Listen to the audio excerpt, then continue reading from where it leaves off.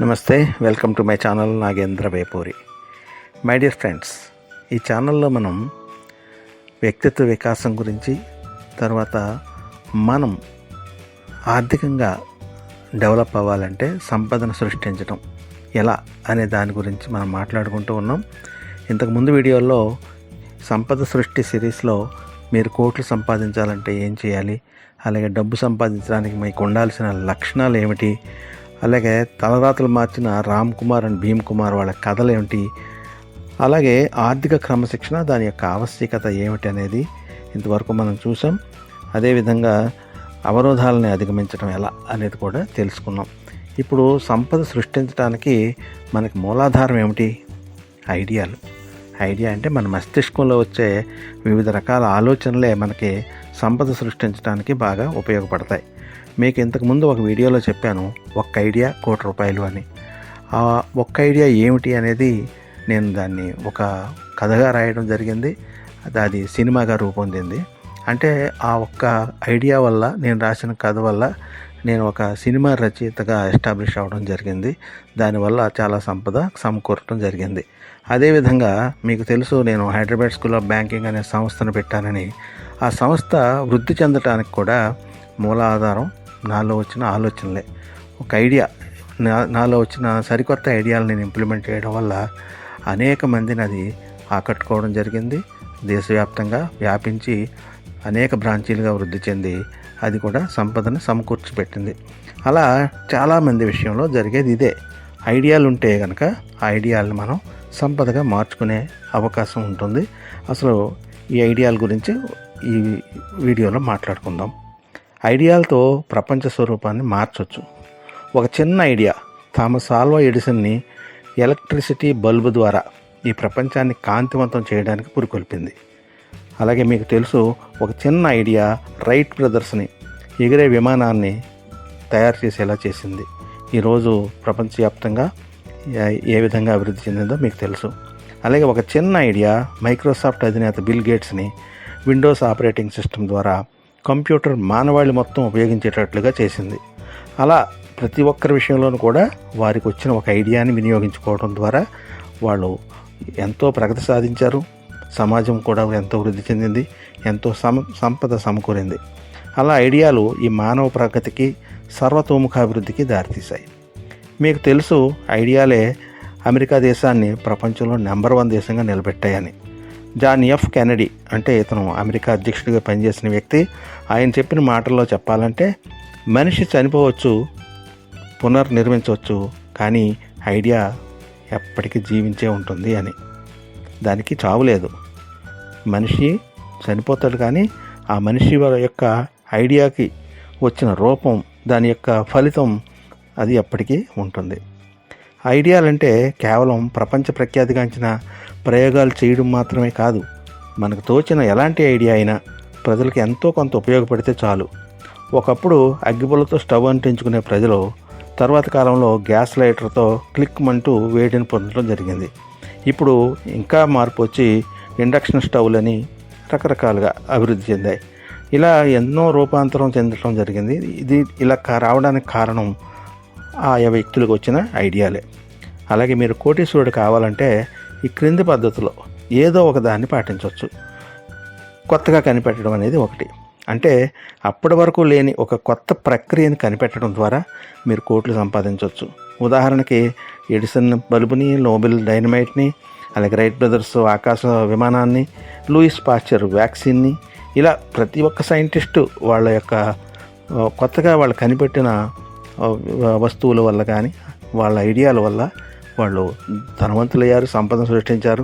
సమాజం, ప్రపంచం ఎంతో వృద్ధి చెందింది. ఇలాగా కొత్త ఐడియాలు కనిపెట్టడానికి చాలా శ్రమ, ఓపిక, నిరంతర పరిశోధన మాత్రం ఉండాలి. దీనికి ఎప్పుడూ అదే పనిలో నిమగ్నమై ఉండాలి. ఇది కానీ ఒక్కసారి క్లిక్ అయితే ప్రపంచ చరిత్రలో మీ పేరు సువర్ణాక్షరాలతో లిఖించబడుతుంది. అయితే ప్రతి వారికి అలా శ్రమించడం సాధ్యం కాదు. మీరు చూసిన ప్రతి వస్తువుని అంతకుముందు ఎవరో ఒకరు కనిపెట్టి ఉంటారు. అలాంటప్పుడు ఏం చేయాలా అని ఆలోచిస్తున్నారు. ఇదిగో మీకోసం ఇంకో పద్ధతి ఉంది. అదేమిటంటే వెలికి తీయటం అనమాట. అంటే వెలికి తీయడం అంటే ఇంతకు ముందే ఉన్న వస్తువు యొక్క ఉనికిని 10 మందికి తెలియజెప్పడం. అంటే ఆ వస్తువు ఈ ప్రపంచంలో అంతకుముందే ఉంది, కానీ దాని గురించి చాలామందికి ఏమీ తెలియదు. ఉదాహరణకి కొలంబస్ అనేవాడు అమెరికాని కనిపెట్టాడు. ఆ తర్వాత ఇప్పుడు అమెరికా అని ఒక దేశం ఉందని తెలిసి ప్రజానీకం అంతా అక్కడికి షిఫ్ట్ అయ్యారు. ఈరోజు అమెరికా అనేది ఒక ప్రత్యేక దేశంగా ప్రపంచవ్యాప్తంగా వృద్ధి చెందింది. అలాగే వాస్కోడిగామా అనేవాడు అప్పుడు లేని ఒక సముద్ర మార్గాన్ని ఇండియాకి కనిపెట్టడం వల్ల వాళ్ళు ఇండియాకి రావడం జరిగింది. తర్వాత వాళ్ళు వృద్ధి చెందారు, మన దేశాన్ని దోచుకునేది వేరే విషయం. అలాగా ఈ పద్ధతి కూడా, అంటే ఉన్నదాన్నే వెలికి తీయడం అనేది. ఇప్పుడు బంగారం ఉంది, గనుల్లో ఉంటుంది. ఈ గనుల్లో తవ్వకం ద్వారా అనేక రకాల ఖనిజాలని తీస్తారు కదా, అవన్నీ ఉన్నవే కానీ ఉన్నట్టుగా తెలియదు, భూమిలో ఉంటాయి. అలాగే ఇప్పుడు ఆయిల్ అండ్ గ్యాస్ అవన్నీ కూడా భూమిలో ఉన్నాయి. ఆ ఉన్న వాటిని వీళ్ళు వెతికి పట్టుకుని దాన్ని పైకి తీసుకుని వినియోగించడం ద్వారా, అమ్మటం ద్వారా సంపదను సృష్టిస్తున్నారు ప్రతి వారు కూడా. సో ఇది కాకుండా మరొక మూడో విధానం ఏంటంటే, ఉన్న వస్తువులకి మార్పులు చేర్పులు చేయడం వల్ల, అంతకుముందే ఉన్న వస్తువుకి మార్పులు చేర్పులు చేయడం ద్వారా కూడా మనం కోటీశ్వరులు కావచ్చు. ఇది కొంచెం సులభమైన ప్రక్రియ, ఎందుకంటే తేలిక పద్ధతి కూడా. ఉదాహరణకి హెన్రీ ఫోర్డ్ అనేవాడు కారు కనిపెట్టినప్పుడు అది కేవలం ఒక నడిచే వాహనం మాత్రమే. కానీ తర్వాత వచ్చిన వాళ్ళు దానికి చాలా మార్పులు చేర్పులు చేసి power steering, zip driving, automatic locking లాంటి అధునాతన సౌకర్యాలతో ఆ కారు, ఏసీ కార్లతో అలాగా వాటిని డెవలప్ చేయడం జరిగింది. చేయడం ద్వారా ఎంతో బిజినెస్ వాటి మీద జరుగుతుంది. అలా బడా పారిశ్రామికవేత్తలంతా కూడా తమ ఉత్పత్తుల యొక్క అభివృద్ధిని చేయడానికి, సరికొత్త పద్ధతుల్లో వాటిని వినియోగదారులకు చేర్చడానికి కొన్ని కోట్ల రూపాయలను వాళ్ళు నిరంతరం ఖర్చు పెడుతూ ఉంటారు. R&D అంటారు దీన్ని, రీసెర్చ్ అండ్ డెవలప్మెంట్ డిపార్ట్మెంట్ అని ప్రత్యేకంగా వారికి ఒక డిపార్ట్మెంటే ఉంటుంది. వాటిని ఎలా వృద్ధి చేయాలి, ఎలా అభివృద్ధి చేయాలి అన్న దాని గురించి. అలా చేయడం వల్ల వాళ్ళు సరికొత్త ఆలోచనలతో వాళ్ళ యొక్క అమ్మకాలని, ఉత్పత్తిని పెంచుకుంటారు. ఆ విధంగా వారు లాభాలు పెంచుకుంటారు. కొన్ని రకాలుగా చర్యల వల్ల ఖర్చులు తగ్గించగలుగుతారు. ఆ విధంగా చేయడం వల్ల వాళ్ళు బాగా సంపదను పెంపొందించగలుగుతారు. తద్వారా వాళ్ళ దగ్గర పనిచేసే ఉద్యోగులకి బోనస్లు, ప్రమోషన్లు, అలాగే కార్లు, ఇళ్ళు, ఇలాగ రకరకాల బహుమతులు ఇవ్వడం ద్వారా వాళ్ళు కూడా వృద్ధి చెందేలా చేస్తారు. ఇప్పుడు ప్రస్తుతం మానవ జీవితం చాలా సంక్షిప్తంగా తయారైపోయింది. ఉదయం లేచిన దగ్గర నుంచి రాత్రి పడుకునేదాకా బిజీ, అంతా పరుగు. ఇలాంటి కంప్యూటర్ యుగంలో మానవుడికి మరింత తేలిగ్గా, రెడీమేడ్గా అందజేసే వాటికి ప్రజలు ఎప్పుడూ కూడా బ్రహ్మరథం పడతారు. ఎందుకంటే ప్రస్తుతం మానవుడి దగ్గర లేనిది ఏమిటంటే సంపద కాదు, టైమే సరిపోవడం లేదు. కాబట్టి ఆ ఉన్న టైంని ఎలా సద్వినియోగం చేయాలి, దాన్ని ఎంత ఎఫెక్టివ్గా ఉపయోగించుకుని సంపదను క్రియేట్ చేయాలి, వాళ్ళు సుఖంగా జీవించాలి అనే దాని మీద అందరూ కూడా ఫోకస్ చేస్తున్నారు. డబ్బు ఖర్చు అయినా పర్వాలేదు, ఒక మంచి ఫెసిలిటీ కావాలి అని. అలాగా ఉదాహరణకి మనం ప్రయాణాల్లో తీసుకెళ్లే సూట్ కేసులు ఉన్నాయి. పూర్వకాలం పెద్ద సూట్ కేసులు, వాటిని మోయడానికి కూలీలు ఎంత అవసరం అయ్యేది. ఇప్పుడు ఏమైంది, ఆ సూట్ కేసుకి కింద 2 చక్రాలు అమర్చడం ద్వారా కూలీ కోసం చూడక్కర్లేకుండానే ఆ సూట్ కేసుని తీసుకెళ్ళిపోగలుగుతున్నారు. అలాగే చిన్నపిల్లవాడి తాగే బూస్ట్ ఉందనుకోండి, దానికి ఓ క్రికెట్ బ్యాటో, ఒక షటిల్ బ్యాటో ఏదో ఒకటి ఒక గిఫ్ట్ లాగా ఇవ్వడం అనేది కొత్త ఐడియా. దాంతో అది సేల్స్ అమాంతం పెరిగి కోట్ల రూపాయలు బిజినెస్ చేయగలుగుతున్నారు. ఈ విధంగా నిత్య జీవితంలో వస్తువుల నుంచి కూడా మనం రకరకాల ఐడియాలని సృష్టించుకోవచ్చు.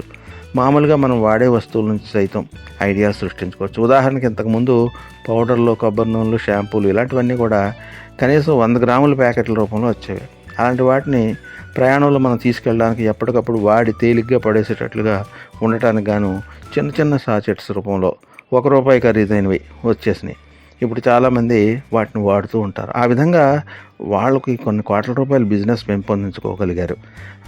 అట్ ద సేమ్ టైం ఈ వినియోగదారుడికి కూడా అది చాలా అనుకూలంగా, తక్కువ ఖర్చుతో వీలుగా ఉంటుందన్నమాట. ఇక ఈ ఐడియాలని మనం ఎలా సృష్టించాలి అనే దాని గురించి తెలుసుకోవాలంటే, ఇంతకుముందు చెప్పినట్లుగా తెలివితేటలో కష్టపడి పనిచేసే తత్వం, డబ్బుతో సంబంధం లేదు. ఐడియాలను సృష్టించాలంటే మీకు కావాల్సిందల్లా క్రియేటివిటీ, అంటే సృజనాత్మకత. ప్రతి మనిషిలో అంతో ఎంతో క్రియేటివిటీ ఉంటుంది కదా. అయితే వాటిని ప్రాక్టికల్గా అమలు చేసినప్పుడే మీ క్రియేటివిటీకి సార్థకత చేకూరుతుందన్నమాట. ఉవ్వెత్తున లేచే తరంగంలో ఎగిసిపడే ఐడియాలు నిజానికి చాలా ఉపయోగకరంగా ఉంటాయి. మీరు చూసే ఉంటారు సినిమా షూటింగ్లో ముందు కథలో చక్కటి మలుపులు అంటే కోసం ఈ కథా రచయిత, స్క్రీన్ ప్లే రచయిత, మాటల రచయిత, దర్శకుడు వీళ్ళంతా కథా చర్చల్లో కూర్చుంటారు. అలాగే పాటల రచయిత తన పాటల కొత్తదనం కోసం నిరంతరం సృజనాత్మకతకి మెరుగులు పెట్టుకుంటూ ఉంటారు. వీళ్ళందరికీ ఎంతో కొంత సృజనాత్మకత ఉండబట్టి వాళ్ళ ఊహలను మరింత పదును పెట్టుకుంటూ మరింత గొప్పగా వాటిని రూపొందిస్తూ ఉంటారు. ఈ సృజనాత్మకతని అంటే క్రియేటివిటీని పెంపొందించుకోవడానికి ఎటువంటి చర్యలు తీసుకోవాలనేది ఒక్కసారి చూద్దాం. ఆ పని తప్పక జరుగుతుంది, నమ్మండి. అసాధ్యం, నా వల్ల కాదు, అది కష్టం, అలాంటి పదాలని మీ ఆలోచన నుంచి తొలగించాలి. ఓకే, అంటే ఇది కాదు, నా వల్ల కాదు అనే మాట నెగిటివ్ థింకింగ్ ఉండకూడదు. చేయగలుగుతాం అనే నమ్మకం మీకు ఉండాలి. మీ మెదడులో రకరకాలుగా ఆలోచించనివ్వాలి, ఫ్రీగా ఆలోచించాలన్నమాట. ఫ్రీడమ్ ఇచ్చేస్తే మీ మెదడులో అసంఖ్యాకమైన ఆలోచనలు వృద్ధి చెందుతూ ఉంటాయి. అప్పుడు మీ దృష్టిని ఆ ఐడియాల మీద పెట్టుకోండి. అలాగే ఇంకా బాగా ఎలా చేయగలమని నిరంతరం ఆలోచిస్తూ ఉండండి. ఆలోచించడం వల్ల సరికొత్తగా మీరు ఆలోచించడం వల్ల మంచి మంచి ఆలోచనలు వస్తూ ఉంటాయి. అలాగే మీ పక్కనున్న మనుషులను కూడా అడుగుతూ ఉండండి. అనుభవం ఉన్నవాళ్ళు మంచి మంచి సలహాలు ఇవ్వగలుగుతారు. అలాగే మీకు తెలియని విషయం బయటకు వస్తుంది. అలాగే ఇతరులు చెప్పేది కూడా వినండి. పుస్తకాలను బాగా చదవండి. అలాగే మీకు అందుబాటులో ఉన్న ఈ సమాజాన్ని మీరు బాగా పరిశీలించండి. ఓకే, టీవీలు చూడడం ద్వారా, ఇంటర్నెట్ను శోధించడం ద్వారా, ఇతరులు చెప్పే సలహాలు వినడం ద్వారా, వాళ్ళతో వీళ్ళతో మాట్లాడుతూ ఉండటం వల్ల మీకు సమాజాన్ని స్టడీ చేయడం వల్ల కొత్త రకం ఐడియాలు వస్తూ ఉంటాయి. అలాగే మీకు బాగా సహాయం చేసే మంచి మంచి మిత్రులు ఎవరైతే ఉన్నారో అలాంటి వాళ్ళ దగ్గర మీ ఐడియాలను షేర్ చేసుకుంటే వాళ్ళు కూడా వీటికి ఇంకా ఫర్దర్గా మంచి మంచి సలహాలు ఇచ్చేవాళ్ళు అయితే ఐడియా ఇంకా బెటర్గా వస్తుంది. కాబట్టి మీకు ఐడియాలకు కావాల్సింది క్రియేటివిటీ. నిరంతరం ఆలోచిస్తూ ఉండాలి. మీకు వచ్చింది సిల్లీ ఐడియా అవనివ్వండి, ఆ సిల్లీ ఐడియాలని మనం తర్వాత మార్పులు చేర్పులు చేసి సరికొత్త ఐడియాలుగా మార్చుకోవచ్చు. అంతేకాక మొట్టమొదటి వచ్చిన ఐడియాలకు ప్రత్యామ్నాయంగా ఐడియాలు మీకు తట్టవచ్చు, కొత్త కొత్త ఐడియాలు.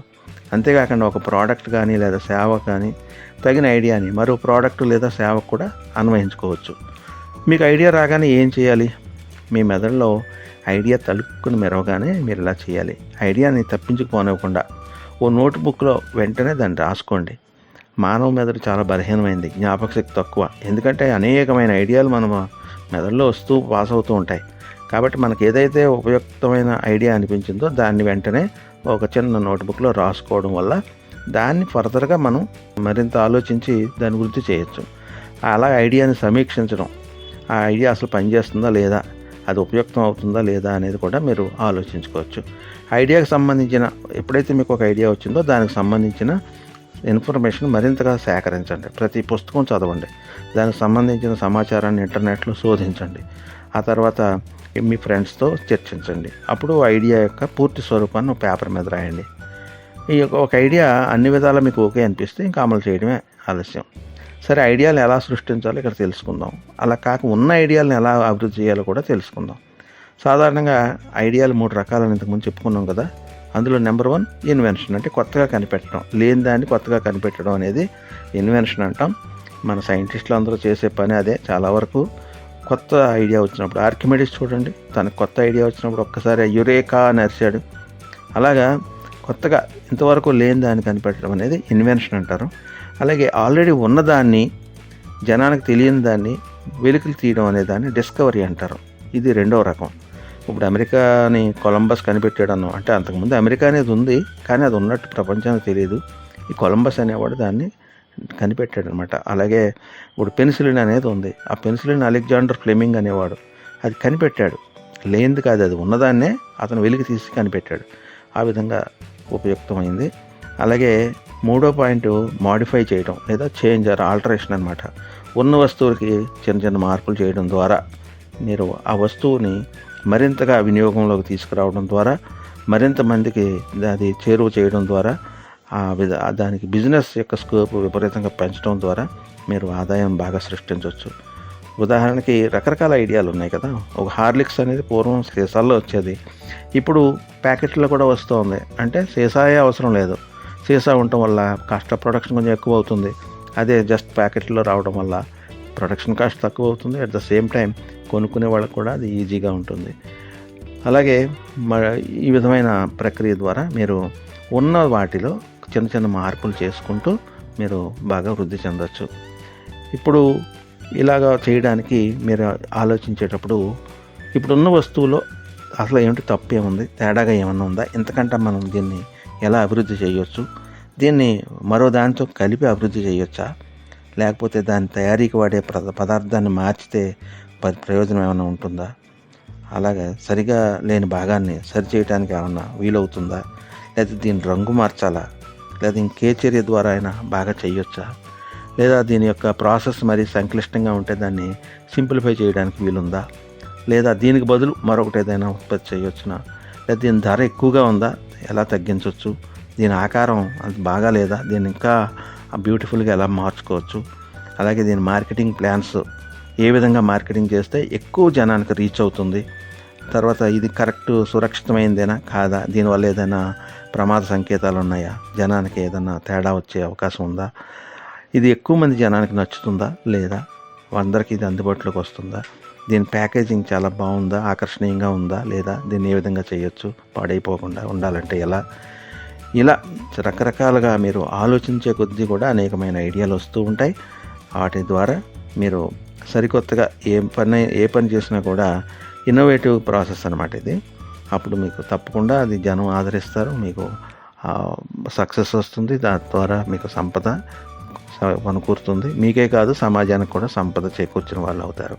సో ఈ విధంగా ఈ ఐడియాలను వినియోగించుకోవడం ద్వారా, ఐడియాలని రాబట్టడం ద్వారా, ఉన్న వాటిని వృద్ధి చేయడం ద్వారా మీరు సంపదను క్రియేట్ చేయొచ్చు, మీరు సంపన్నులు కావచ్చు. సో నెక్స్ట్ వచ్చే వీడియోలో మరికొన్ని ఇంపార్టెంట్ మ్యాటర్స్ గురించి మాట్లాడుకుందాం. ఇంతవరకు మీకు చేసిన వీడియోలను కూడా ఒకసారి చూడండి. ఇది నచ్చినట్లయితే మీరు లైక్ చేయండి, కామెంట్ చేయండి, అలాగే మీ ఫ్రెండ్స్కి కూడా షేర్ చేయండి. నెక్స్ట్ రాబోయే అతి ఉపయుక్తమైన ఐడియాలతో ఉన్న మరో వీడియో కోసం ఎదురు చూడండి. ధన్యవాదాలతో మీ నాగేంద్ర వేపూరి.